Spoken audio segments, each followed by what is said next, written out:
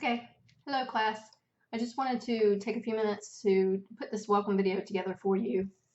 Talk a little bit about myself. I want to go through Blackboard a little bit and the syllabus a little bit. My name is Amy Bohr. I am a CPA and I will be teaching this auditing class. I'm recording this during summer 2017, but I will be using this video several semesters. So if you're watching this welcome video and it's not summer 2017, the Blackboard shell may look a little bit different. You may see some different due dates and due times. So just realize that what you see on here as far as dates and stuff like that may be a little bit different because you're watching it from summer 2017 recording. Most of the stuff is going to be very similar, so I'm not going to re-record every semester. So like I said, I am a CPA, and a lot of my career I did focus on auditing. I was in public accounting, and what public accountants do most of the time is audit financial statements for companies. And that's mostly what we're going to focus on in this class, the financial statement audit. There's a lot of other types of audits, and we'll go through a little bit of those at the very beginning, but then after that we're going to focus more on financial statement audits. And what you do as a CPA when you're an auditor is you go into a company and you review all the numbers on their balance sheet, their income statement, statement of cash flows, and statement of retained earnings. And you make sure that they're in compliance with generally accepted accounting principles. And if they're not, then you go over with the client what adjustments need to be made, and you make those adjustments so that it is in compliance, because at the end of the day, you as a CPA have to sign off on those financial statements saying that you've reviewed them or audited them, and they do agree with GAAP. So that's the financial statement audit. Publicly traded companies, those companies that are traded on the New York Stock Exchange, have to have that done once a year by March 15th. Other companies that aren't publicly traded, so small businesses, and some even you might even consider to be a large business, but they're not traded on the stock exchange. They're owned by mom and pop, local families, that type of thing. And some of those also require audits. And so those are known as privately held companies, those that aren't traded on the stock exchange.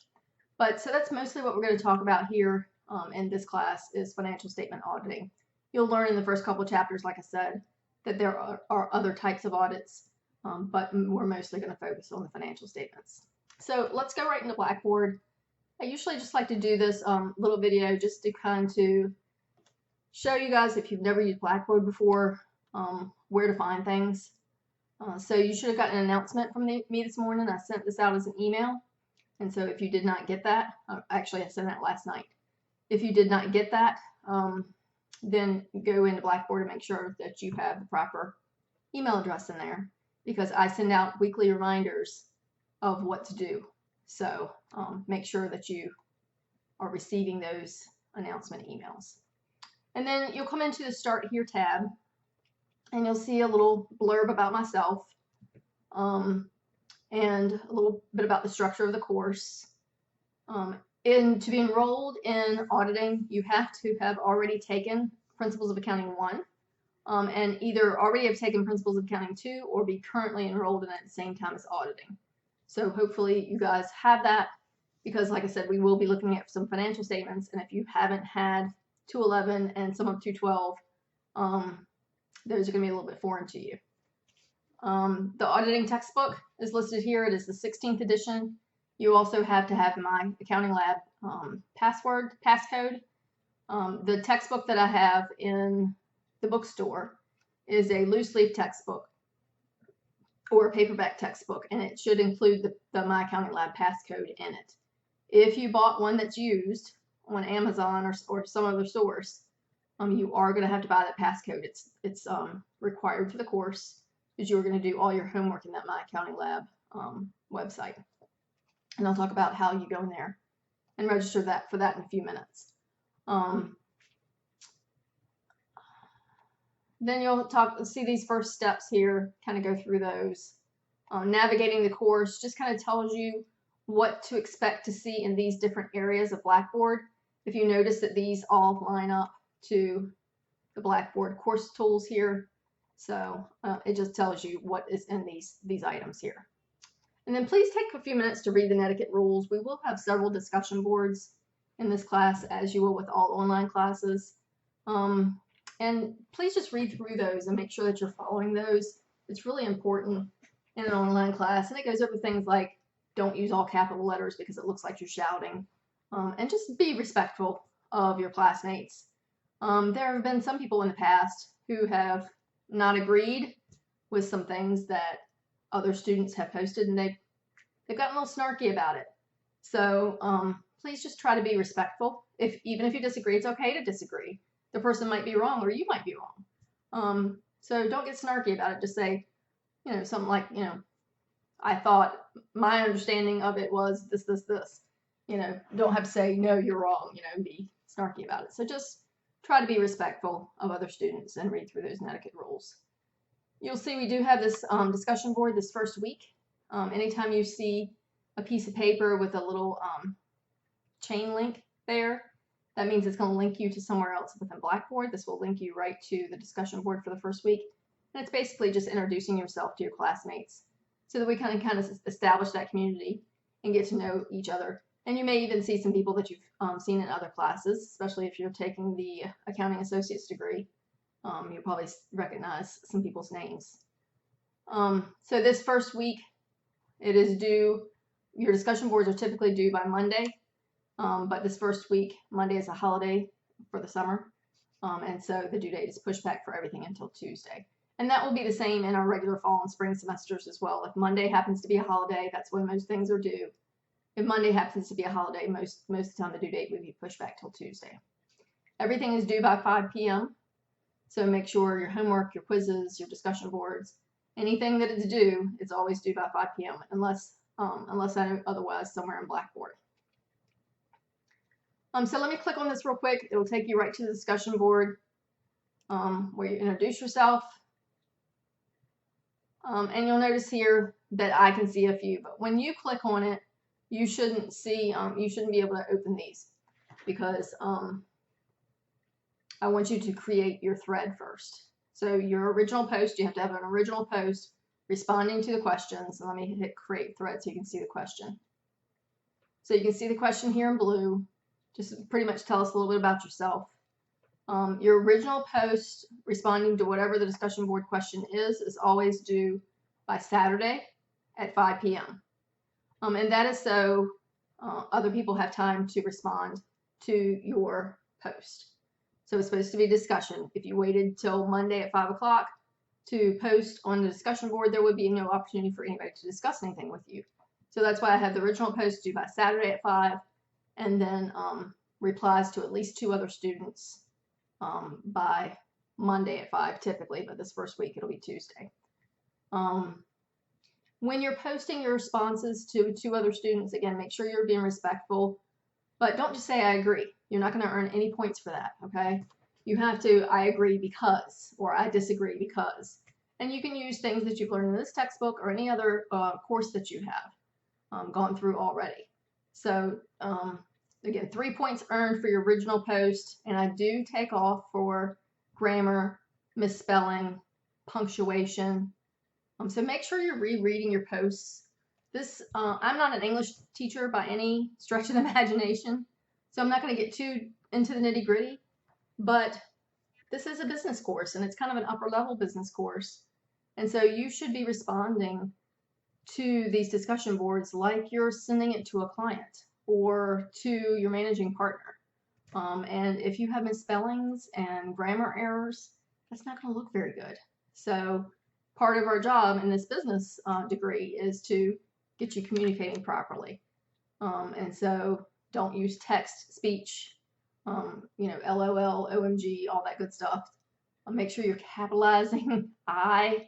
You're not typing a text. You're responding to a discussion board, and it should be in formal business format. If it is not, you will lose points from your original post. You get a total of 3. And so if there are a lot of grammatical errors, a lot of misspellings, things like that, you will lose some points for that. And then 1 point each for responding to the 2 other classmates. And if those have grammatical errors, you'll lose some points there as well. You can earn your 3 original points and not earn the other 2. So I've had some students in the past post the original post and then forget to go back and respond to the other 2. And I've also had it flip-flop the other way. I've had people forget that the original post was due by Saturday, and then still respond to 2 other people. So you still earn your 2 points for responding to the other people. You just won't earn the 3 points for your original post, because anything posted after the due dates, Saturday for original, Monday for the 2 replies, will not be graded. Okay, so make sure you're getting things in on time. And once you post your response there, you'll just click submit. Okay. You can also get to the discussion boards by clicking discussion over here, and it will take you down here to the discussion. You just need to click on it. There's also questions about content and a water cooler forum. So if you have any questions about content or just general questions, please feel free to post here or send me an email. Either way is acceptable. If you post here, though, other students have a chance to reply, and I try to wait a little bit on these so that other students can help each other out. Last semester was very successful with that.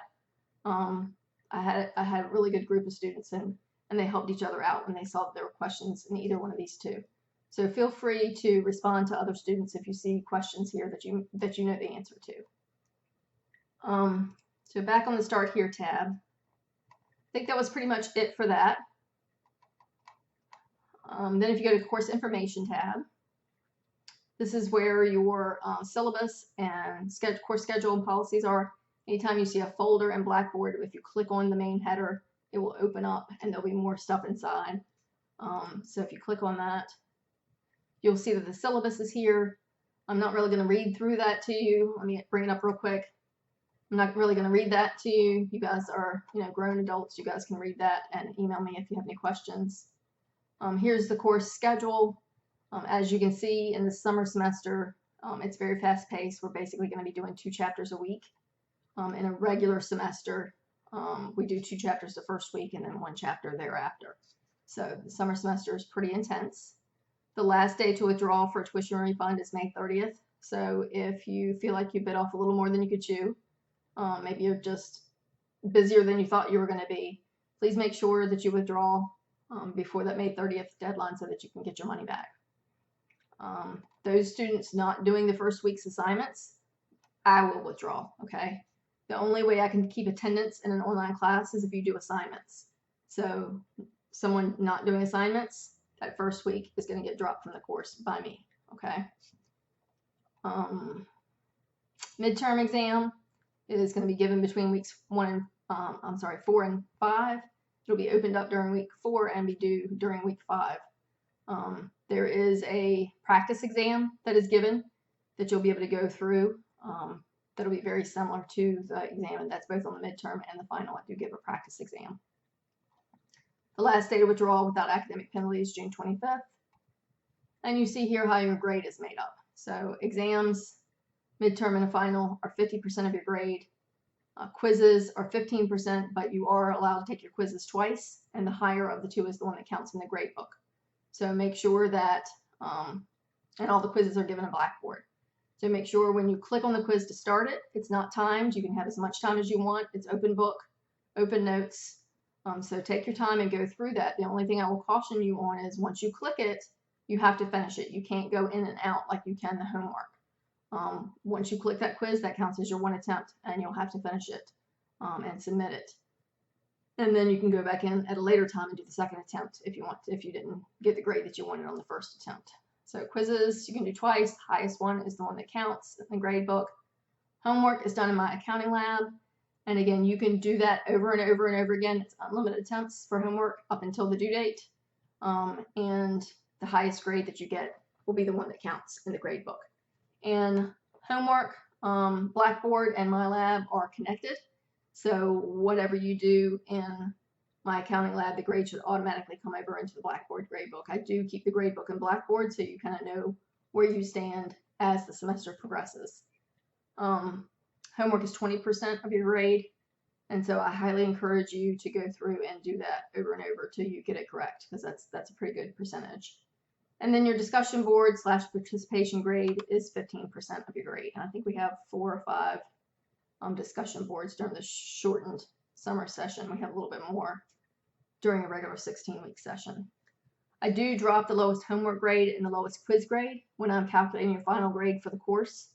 So if there happens to be a week that, you know, you just weren't feeling well and you didn't get to everything, don't stress about it.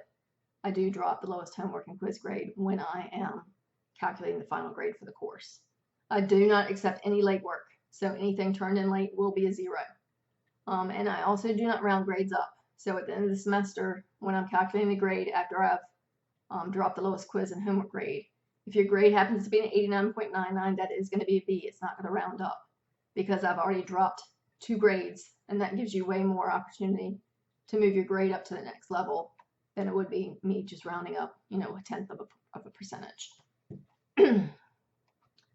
I've already kind of talked about my late makeup work policy. No makeups, no late work. So make sure that you're getting it done. You pretty much have 10 days to get this stuff done in an online course. I usually open up the week Friday, and the work is not normally due until the next Monday. So you have 10 days to get it done. I highly encourage you to work on it as soon as it's opened up and not wait till the end of the week, because something may happen during the week. I've had students who have had sick kids, or something came up at work, or whatever at the last minute, and they couldn't work on it over the weekend like they had planned to. And I really don't have a whole lot of sympathy for that because, again, you've had 10 days to get it done. So make sure you manage your time wisely during those 10 days that you have to get it done. And sometimes even more. You'll notice right now I already have the first 2 weeks open, so you've got a long time to get that stuff done. So just manage your time wisely. These college policies, those are TCC policies, so you might want to peruse through those as well. And then back here in the main course information tab is a plagiarism blurb. You might want to read through that as well. I have caught a couple people plagiarizing in some of the bigger discussion boards, so make sure you're careful about not copying word for word and giving credit to sources when you use them. Okay, we have a couple of discussion boards where you're actually, it's kind of like a case study, and I've had some people copy right out of the financial report stuff for questions that I'm asking. That's not what I'm asking. I can copy stuff out of a financial report, right? I want you to put it in your own words and interpret the information. So be careful about plagiarism when we get to those discussion boards. The bulk of the material for the course is going to be in this course content area. So if you click on that, you'll see, again, I've already got the first 2 weeks worth of work open. So again, anytime you see a folder like this, that means there's something more in there. If you open it up, the first little, and all the weeks are laid out the same way. You'll have your weekly assignment instructions. It tells you when everything is due. And again, those not completing the work by the due date will be dropped this first week. In the weekly reading viewing material area, you will find the PowerPoints that the textbook publisher provided. And also these first couple of chapters, I have done some videos. If you want to watch them, fine. If you don't, fine. Some students have really appreciated them in the past. I haven't done them for any of the other chapters yet. I'm hoping to find some time this summer. I've got some free time this summer, and I'm hoping to do some more of the chapters, especially some of the more difficult chapters. I just haven't done them yet, so don't be looking for these videos with every single chapter. But if you click on this, again, it's a folder, so that means there's something else inside. And I've tried to break them down into short little increments, 10 to 15 minutes at the most. Some of them are shorter. And you'll see that it's broken down by learning objective for the chapter. So 5 little videos there for chapter 1, and then 7 videos for chapter 2. And again, you're not graded on these. This would basically be what I would talk about in a classroom setting if this was a face-to-face class. So take it or leave it. If you read the book and you understand, then again, you don't have to watch the videos. But if I do more videos for other chapters, they will be in this weekly reading view and material folder. And then this folder down here just outlines what your weekly assignments are. Kind of gives you an overview of what to expect. This first week, you're supposed to register in my accounting lab, do that first discussion board, homework, and quizzes. And so if you click inside that, it gives you a little more detail. Gives you some instructions on how to register in My Accounting Lab. Also gives you a video on how to register in My Accounting Lab. Another link to that class introduction discussion board. And this is a link to My Accounting Lab. Once you're registered, you can click on that. It'll take you right to the homework. I'll click on it so you can see. So once you're registered My Accounting Lab, you click on that link and it takes you right to the homework. And you can click on it and open it up. Yours may look a little bit different, again, because I'm instructor mode. So, and then this here, anytime you see a paper with X's and checks and a pencil, that's some type of exam or quiz in Blackboard. So again, you click on here and it tells you that you have 2 attempts, and the highest one is the one. Whenever you're doing a quiz or a exam in Blackboard, the help desk has told us that the most stable internet browser to be using while you're doing that is Mozilla Firefox. Blackboard has really had some issues with this new Internet Edge. It's come out with Windows 10, so please don't use that. Some of you have Apple products, so you're using Safari as your browser, and I haven't had a whole lot of people tell me that they've had issues with that. But again, the help desk is telling us 99% of the issues that are reported, if people switch over and use Mozilla Firefox, it resolves 99% of the issues. The other thing I will warn you about when you're taking your quizzes, again, they're not timed. The midterm and the final exam will be timed, but the quizzes aren't, is to make sure you're moving the mouse around a little bit and saving your answers. There is, after each question over on the right hand side, there's a little box and it should automatically save your answers. But just before you click submit, go down each question and make sure there's a little green check that says saved beside each question. Because if it doesn't say saved, it's not going to submit those answers. It's going to say you didn't choose an answer for those. So just a caution there. And so that's the course content area. And again, it'll be laid out very similar for every week. Of course, after week 1, you won't have this part because you'll have already registered My Accounting Lab. But you'll mostly have a discussion board, probably half the weeks. Well, you'll have discussion boards. You'll have your homework and you'll have a quiz every week on every chapter. Okay. So let's talk about this My Accounting Lab. I highly recommend for my students that even if you bought the package from the DCC bookstore and it comes with the access code, Pearson, who is the textbook publisher, does give you a 2-week free trial period for this My Accounting Lab. And I highly suggest to all my students that they use that free trial period. Like I said, even if they already have the access code, because I have had students in the past, again, who realize after the first week or so that they just can't keep up with the class. Maybe they've signed up for too many classes, their workload increased at work, for whatever reason, they just can't keep up. And so if they haven't registered using the access code, they registered with the free trial period, then they'll have that access code for the next semester when they sign up to take the class again. They haven't used it yet. So when you register,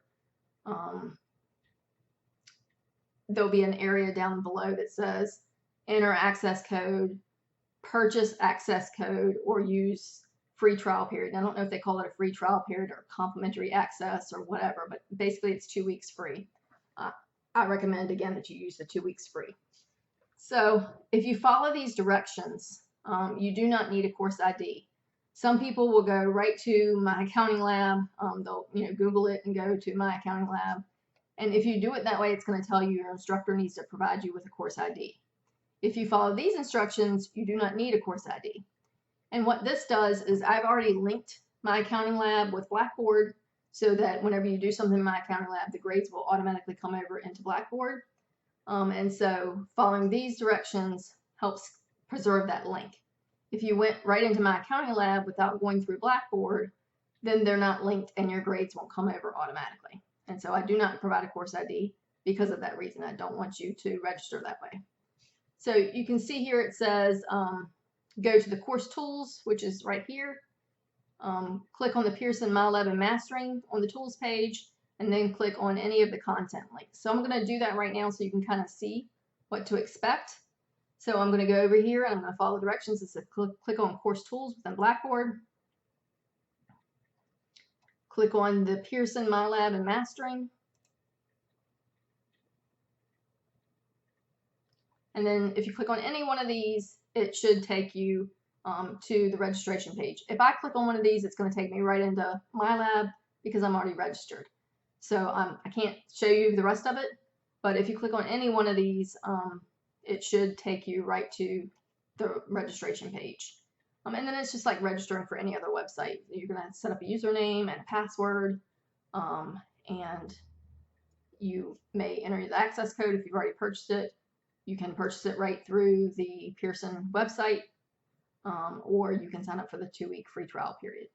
If you use the 2-week free trial period, once the 2 weeks is up, it'll give you a warning and say your trial period is expired. Please enter your access code. And you just click that little button, and then you'll enter your access code, and it'll let you continue your MyLab access seamlessly, and it preserves everything you did during the 2-week free trial period. So it's not like you lose anything during that free trial period.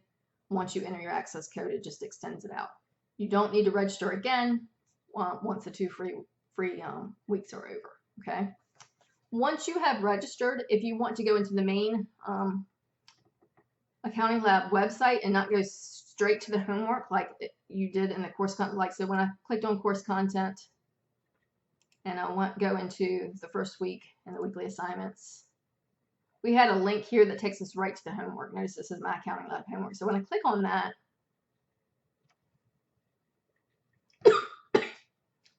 it takes me right to the homework pages. So, I can click on the homework, and again, you have unlimited attempts until the due date for these, and it tells you what the due date is over here. But if you go to the course tools, once you're registered, and go back to this Pearson MyLab and Mastering, and you click on My Accounting Lab Course Home. This will take you to the home page of MyLab instead of taking you directly to the homework. Some students prefer a e-textbook, and so if you just want to buy the access code comes with an e-textbook, and that's fine. So in order to access the e-textbook, you just click here and view the complete Pearson e-text, and it'll launch you right into the ebook. And again, it's fine if you're comfortable working in the ebook. All you have to do is buy the access code, and it comes with the ebook. If you would prefer to have a physical textbook and have access to MyLab, then you'll have to buy both, and maybe a little bit more expensive. Just make sure if you're buying just the access code that you are buying the 16th edition. The questions are different, and the chapters are laid out in a little bit different format than it was in the 15th edition. And so you can see here that you have all the same chapters, all the exact same information as a regular textbook. But if you clicked on, the course content area and just clicked on the My Accounting Lab homework, it takes you right to the homework area, and then you can't get to this main page. Okay. But you can go right to your assignments. Once you get to this main page, you can either access the e-textbook, or you can go to the assignments, and your homework is there as well. Okay. And also the main menu lets you see the grade book. Like I said, it looks a little bit different for me because I am signed in as an instructor, but there should be a resource over here for you guys where you can see the grade book, so you can see what your grades are in the MyLab grade book for your homework. If you ever see a grade in the Blackboard grade book that is not correct, please let me know. It just means that it didn't update properly, and I can go in and manually update it. I had it happen once to one person last semester. For some reason, it just didn't update. If you've just finished the homework in MyLab and you come back over into Blackboard and you don't see it posted, give it a little bit of time, maybe an hour. It's not instantaneous. It's two softwares having to talk to one another. So it doesn't happen instantaneously. So give it a little bit, and within an hour or so, if it doesn't post over to the Blackboard gradebook, then just email me. I'll be happy to manually post it for you. Okay? And so I think that is all. Again, don't forget to go through and read through the syllabus. I'm not going to go through and read it to you. We've pretty much gone over the highlights. You can see here that I do have online office hours I do teach online only, so I do not have a physical office for you to come in and see me. So if you email me or text me, I've posted my cell phone number here. So you can text me or call me during office hours, and I will respond during the office hours. If, however, you get me after the office hours are over, I will respond within 24 to 48 hours, except for on the weekends. I do not respond to emails on the weekends because a lot of times we'll go out of town and I don't have access to the internet sometimes. If I have access to the internet and I have free time, then I will respond. But do not bet on me responding to an email over the weekend or a Blackboard post. Okay, if you posted a discussion board for a question for me. Anything sent to me over the weekend is guaranteed to be answered by Monday. I close of business on Monday, and I try to get to them first thing in the morning because I know your due date's 5 o'clock. So try to work through the stuff before the weekend gets here, because if you have issues or whatever, and I'm not online. So I'm usually very good about responding to emails and text. So email is the preferred method. That's the best way to reach me. And if I have time or free time, then I'll respond right away. But definitely within 24 to 48 hours. I've heard some students complain in my face-to-face classes about they've emailed an instructor and never got a response. So just be assured that that will not happen in this class. The only way that would ever happen is if I didn't get the email, okay, because I respond pretty quickly. All right. I hope everyone has a good semester. And don't forget that 5 p.m. due date. I know a lot of instructors have stuff due 11:59 p.m. I do not. Mine is 5 p.m. And there are reasons for that. I've just recently switched to the 5 p.m. Deadline. So make sure you're managing your time wisely and you're getting your stuff done. And let me know if you have any questions. Have a good day.